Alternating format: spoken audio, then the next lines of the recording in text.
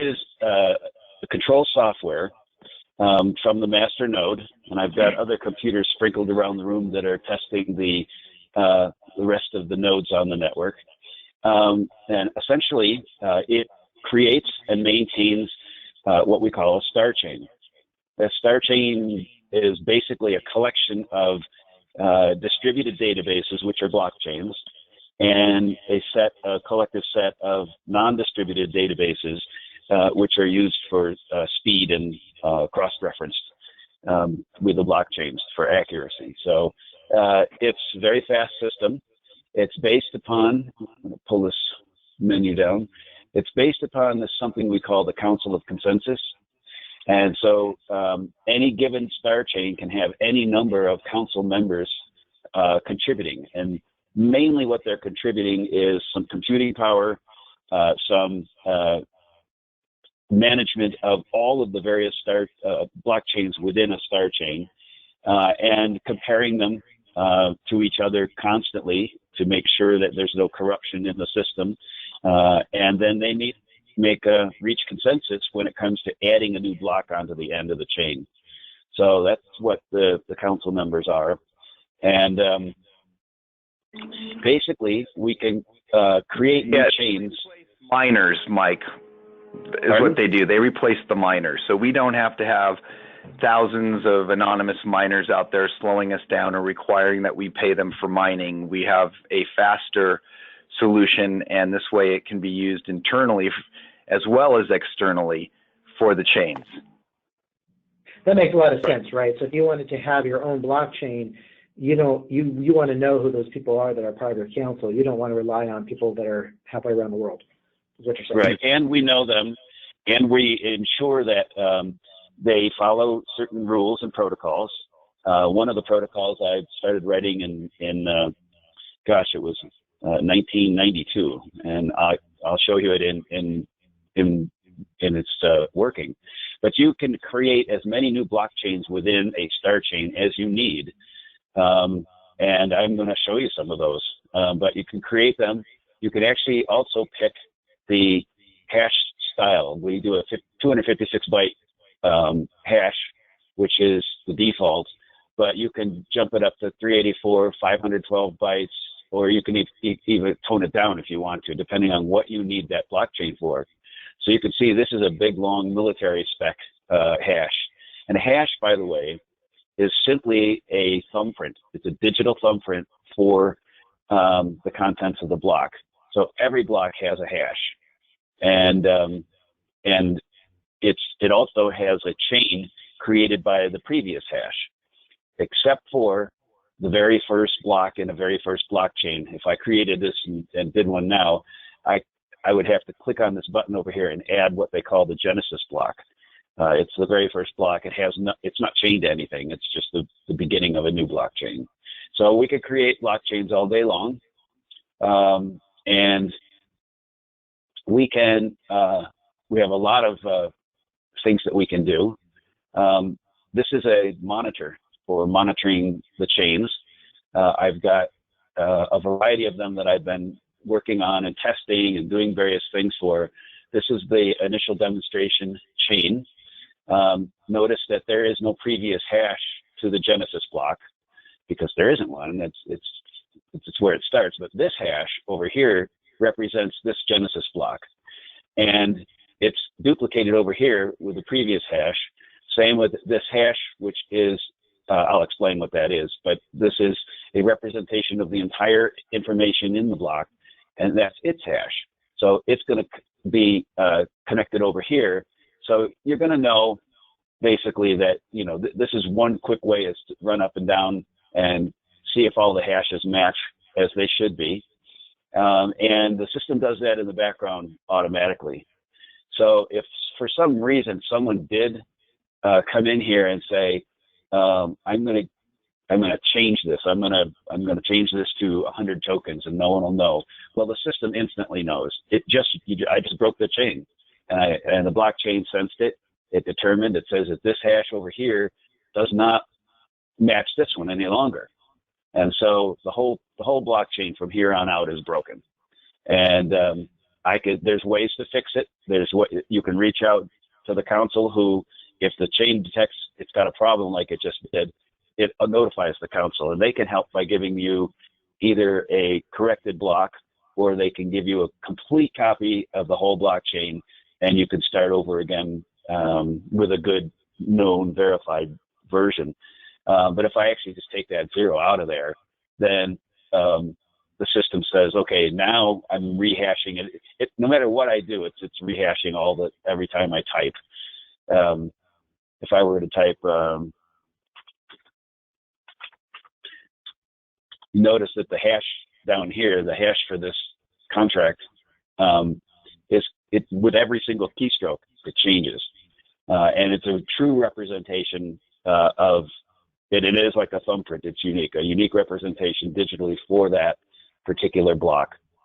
So I can run up the blockchain. Here's where I had 10 tokens. I sent Stephen 5 tokens. Stephen sent Scott 2 tokens.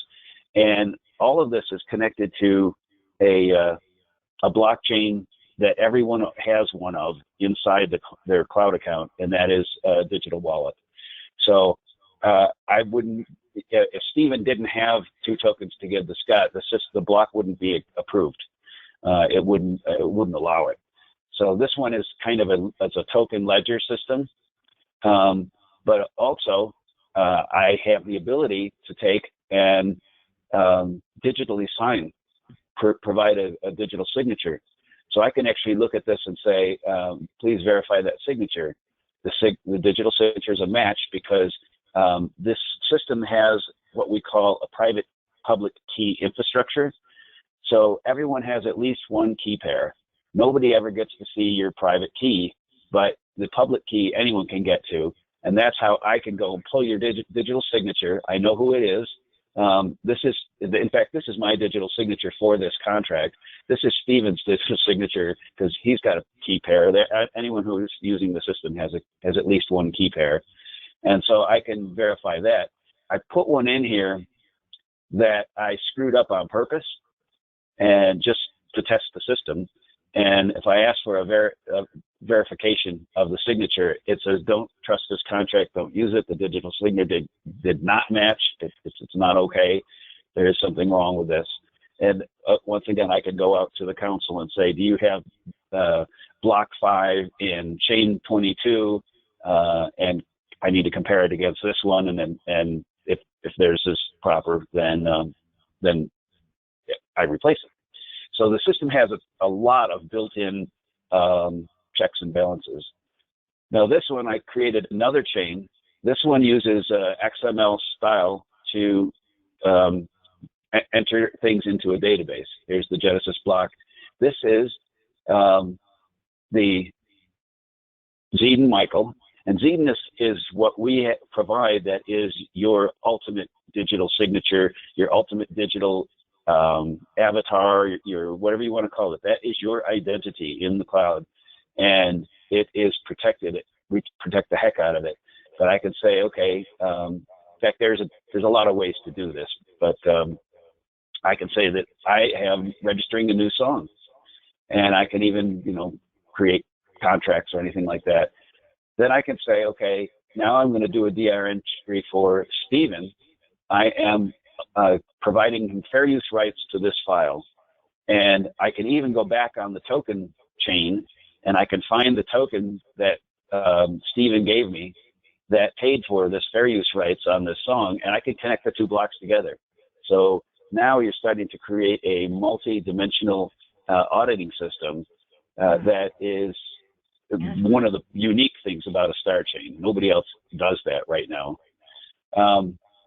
And I can also do things like I can look. This is Stephen's Zeden account number. I can go and Michael, say, okay. Repeat that again. The part that nobody else does. Which part of it? The verification. Try to explain, Mike. This is really amazing. Yeah, that's why I want to go. I don't want to miss it. Okay, so the first chain Michael created was like for Bitcoin, right? It's for a token, for the medium of exchange. Right. This is a totally separate blockchain, which is keeping track of anyone who has digital rights and grants digital rights to another person. Right. But let's say I purchased with the tokens the grant right to this music. I'm going to use Michael's music in a commercial, and so I'm paying him 5 tokens. Now the two blockchains intersect at those blocks. The block that showed my 5 credits. Now it's not just Steven 5 credits, it's why did Steve send 5 credits?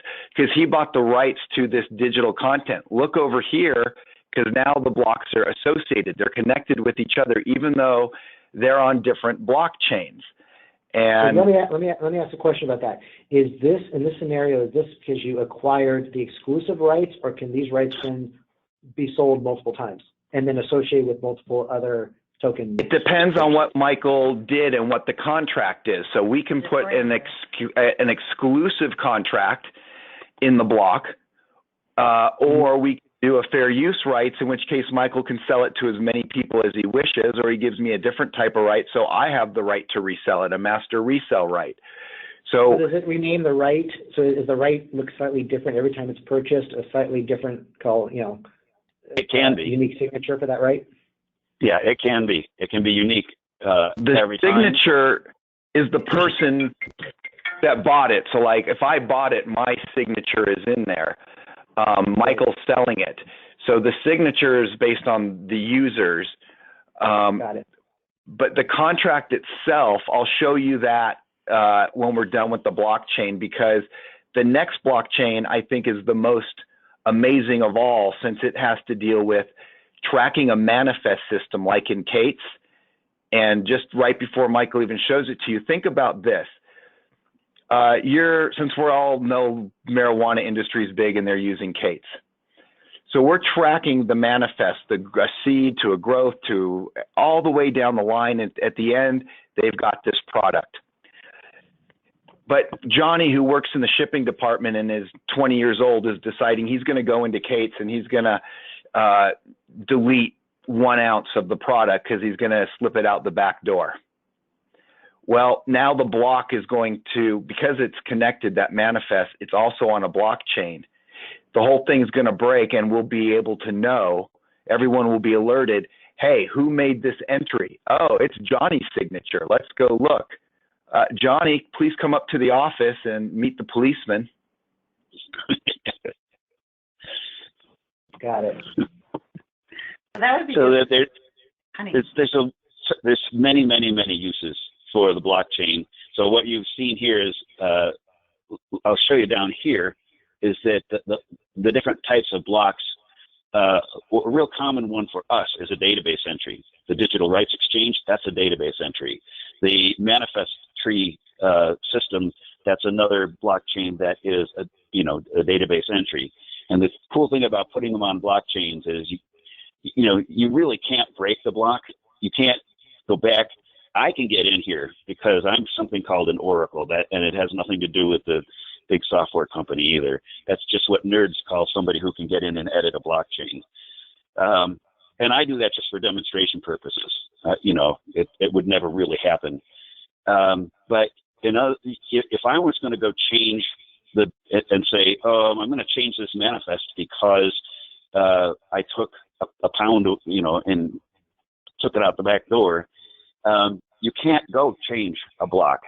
Nobody can. You have to append a new block saying, way back on chain 23, block 3, that has now been superseded by this manifest movement. And so everyone can see who did it. Everyone can see what was done. Sometimes it's a legitimate repair of a manifest. Sometimes it's not legitimate. But the good news is you can't ever delete a block. You can't ever remove a block, and you can't ever alter a block. That's why blockchains are so interesting. So we also have smart contracts, and smart contracts are tricky, but they can include, it could be a legal contract, an actual legal contract. It could be some code that gets to be executed when it's time to be executed. That's why they're a little bit sensitive, but okay, you can see that the things are hashing here. I went and pulled up Steven's public key so that I can sign this transaction. And once I sign it, there's the signature that's gone in there for this particular transaction. And that's Stephen's signature. Now, nobody can get at his private key but him. And it was used to create the signature, but anyone can use the public key down here, Stephen's public key, just to do things like verify his signatures and other types of cryptographic things that he would grant people. So it's a pretty interesting system. It's pretty elaborate. There's a lot more to it. There is a lot of utilities. There's a set of servers and a whole set of clients. So I can have a client open for every single council member, for example. And I can say things like ask it commands. I'm going to ask it to ID itself. And this is a part of the protocol. It's, since 92. There's the copyright 92 to 2018. But it's Michael. IM. Let me just interrupt Michael short there for a second. What's I think really critical here to understand, especially with the people that you might talk to about this, is for 20 years, Michael's been writing these protocols, right? So you put in that number like he did, and now it launches it to go do something, right? So Michael's got a whole suite of these protocols, which are all his code, which allows now the machines to talk to each other, or a person to talk to a machine, or all sorts of variations of things, which is critically important actually at some point with what we're talking about, because this way the machines can actually be talking to each other for the council. It doesn't require a human being to be sitting there, going in and actually. You don't want a human to slow it down either, of course. That's right. So this makes it very fast and gives you access to, like Michael was saying, a whole variety of other powerful tools that you're not going to find in other blockchains. And in fact, I'm not familiar with other chains that can do like what Michael just did, which is what kind of block type is. You've either stop it, Bodie, we're recording. You've got an Ethereum blockchain when you're doing a smart contract, but you've got a Bitcoin type chain when you're doing a token. Well, here, what kind of chain do you need? And those two different types of chains, again, can intersect when there's a financial transaction and the movement of a product or service related to it, which I think people will find that quite interesting. These protocols have been in use since 92. They are still in use. They still have the machines inside Bill Gates talking to each other. I still use them when I go do the Academy Awards for special effects and things. All the devices in the Dolby Theater all talk with this protocol. It's everywhere. It's from. Is the thought that this protocol is hard to replicate? Is that the idea? Yes. Got it. It's taken years to create, and it's very difficult to replicate. Nobody has the code, and very few people have seen the full protocol document. It's pretty thick. Yeah. So I did it so that a human could talk to a machine. Humans can chat with other humans. Machines can talk to machines, and machines can talk to humans. Hey, I have an issue over here. I got a disk drive down or something. So I created that, and over the years it's just been evolving and evolving, and I've been upgrading the code from 8-bit to 32-bit to 64-bit, and I just keep keeping it fresh and keeping it up to date. And now I'm using it for the Starchain intercommunications. So that's just one little piece. Right. This way, Council of Consensus machines or the councils can all chat with each other in order to bring back a consensus and make everything move so much faster. Plus, the other chains that I've seen out there, they have a particular type of hash, whereas here you can go all the way up to military grade encryption if that's what you need, because we are looking at certain contracts that would require that level of encryption because they're dealing with the military. Makes sense. Yeah, so basically that's where we're going with this. I'd like to show you the dashboard, but I'm right in the middle of working on it. So you can pull up, instead of, individual chain monitoring, you can pull up a dashboard that shows the council members. It shows all of the chains, all of the new blocks that are being added consistently, whether someone's communicating or not, whether someone has a problem on a blockchain and is temporarily suspended from the voting process. I mean, so it's a pretty unique dashboard as well. But to have the capability to sit down and invent a blockchain in a matter of minutes, and to give it integrity, then of course you have to build the council. That's where the money goes, when somebody's building a blockchain. But you can do this. I'm getting about one request a day for some sort of token currency to do. We haven't agreed to do any at the moment, because we might want to do our own. Right. So, in talking to Steve, it seems like there are different ways you could take it. You can build out, I guess you could build out, your own platform, which could be used to then get people onto your platform, which means you're going out there and finding the users of the platform. Right. You obviously do right. an ICO. I mean, that's a given. Yep. You could try and partner, with other companies that are either in the security business or are kind of out there, having already had a war chest of money to play with, and now they have to put their money where their mouth is because they really don't have the technology to back it up. Yeah, our initial goal is going to be to do a bit of a makeover in our cloud, and really press the issue to the public that our cloud is a place to go if you want to protect your digital identity. Everybody is going to have two personal blockchains in the cloud, one for their digital wallet and one for their digital identity, what we call the digital footprint. And then there's going to be the global overall blockchain for the digital rights exchange. And then there's going to be the currency. That's how you pay for everything in the cloud. And so that's going to be the main initial thrust for the very first Starchain.